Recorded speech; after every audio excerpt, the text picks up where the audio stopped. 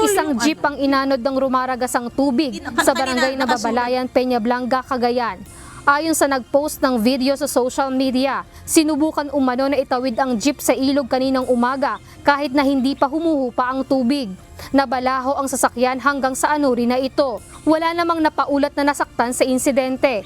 Samantala, base sa mga larawan mula sa Cagayan Provincial Information Office, may mga paaralan na ang binaha, bagamat kahapon pa nagsuspinde ng klase sa ilang mga lugar.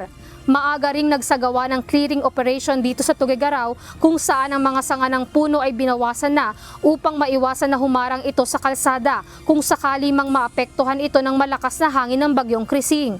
Ang Coast Guard naman sa district ng Northeastern Luzon ay nakahanda na rin kung may mangangailangan na i-rescue sa mga babahaing lugar. Naka-standby rin ang lahat ng rescue teams ng Task Force Lingkod Cagayan Quick Response Team. Maging ang kanilang mga gagamitin sa pag-rescue gaya ng bangka, life vest at iba pang rescue equipment. Nakataas na sa blue alert ang mga ospital simula kahapon bilang paghahanda sa mga posibleng mangailangan ng atensyong medikal na maaapektuhan ng bagyo at nag-imbak na rin ang mga ito ng sapat na supply ng gamot. Mataas na ang level ng tubig sa Cagayan River na isa rin sa binabantayan ng mga otoridad. Sa ngayon ay maayos pa naman ang signal ng komunikasyon at may supply pa rin ng kuryente.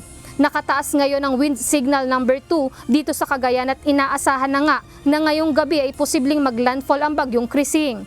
Lizel Nael, UNTV News and Rescue. Diyos ang aming sandigan, serbisyo publiko ang aming pinahahalagahan.